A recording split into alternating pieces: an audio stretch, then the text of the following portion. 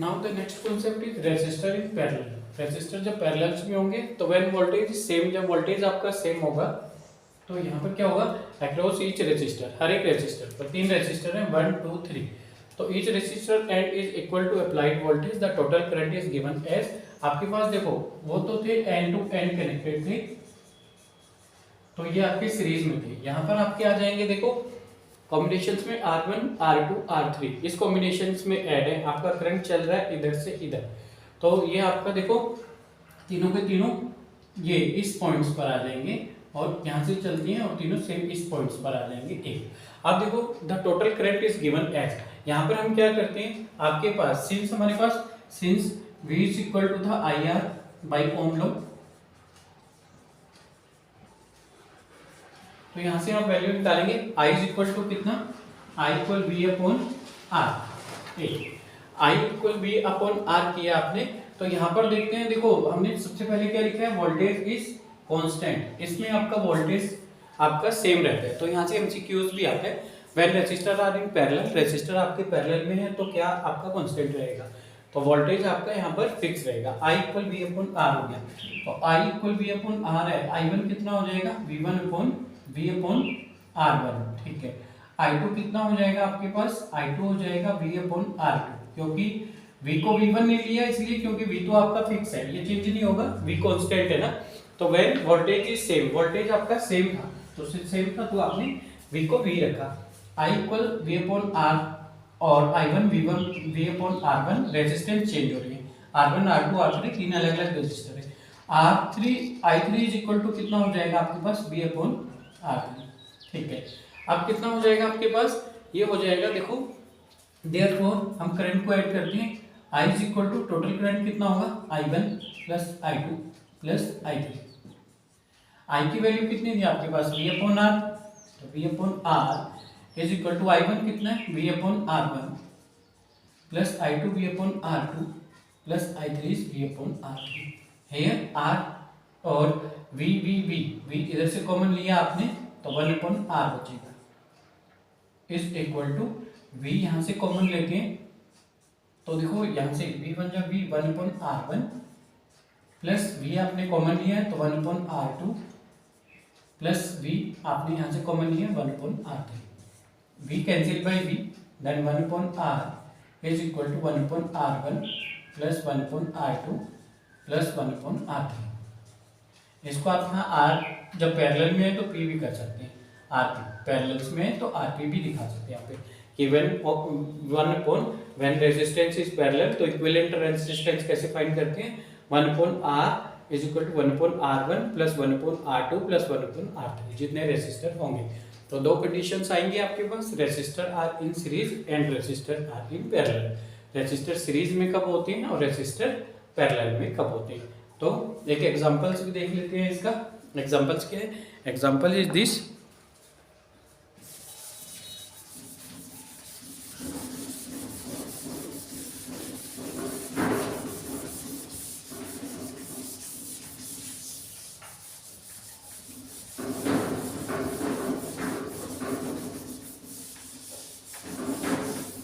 Screenshot और combinations बना के रखिए सभी, तो आपके सारे पॉइंट्स क्लियर रहेंगे। एग्जांपल देखो, 2 ohm and 3 ohm resistor are connected in series, series में कनेक्ट है, फाइंड इक्विवेलेंट रेजिस्टेंस। एक एग्जांपल ये हो गया आपका। Second, 2 ohm 3 ohm resistor are connected parallel, find equivalent resistance.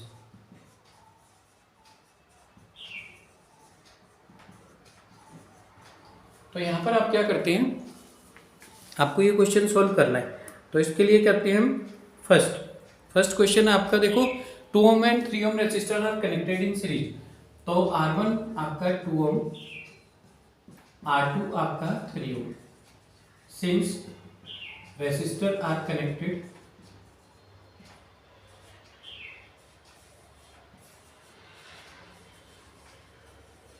In series, resistor आपके सीरीज में कनेक्ट है, तो therefore equivalent resistance, equivalent resistance कितना हो जाएगा आपका, R equal R1 plus R2। यही तो करते थे हम, इक्विवेलेंट जब सीरीज में होंगे तो सिंपल ऐड कर देते हैं। पहला वाला था R 2 ओम तो R1 हो गया, 3 ओम है तो R2 हो गया। आपको इक्विवेलेंट रेसिस्टेंस निकालना है, R एज्यूम कर लिया, R equal R1 plus R2, तो R कितना हो जाएगा आपका 2 प्लस 3, ये 2 है और ये 3 है ओम, तो R इक्वल हो गया 2 और 3 5 ओम, तो ये आपका 5 ओम हो गया। ये ऐसे भी पूछा जाता है, जो सीरीज में होता है वही हाईएस्ट रेसिस्टेंस होता है या मैक्सिमम रेसिस्टेंस होता है, मैक्सिमम मतलब अधिकतम।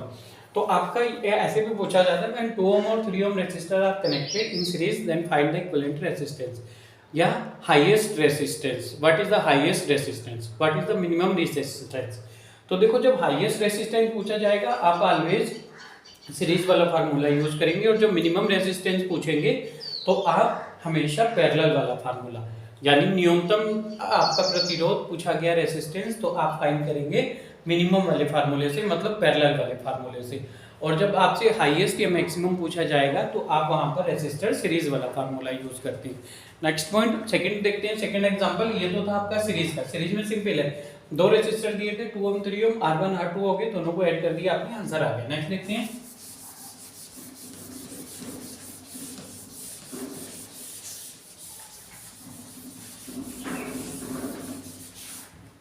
To ohm and 3 ohm resistor are now, आपका 2 ओम और 3 ओम, R1 हो गया 2 ओम और R2 हो गया 3 ओम। अब since resistor are connected parallel, since resistor are connected parallel,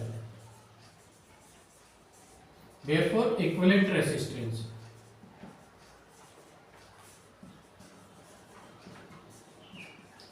equivalence resistance हो जाएगा 1/R is equal to 1/R1 plus 1/R2। 1/R is equal to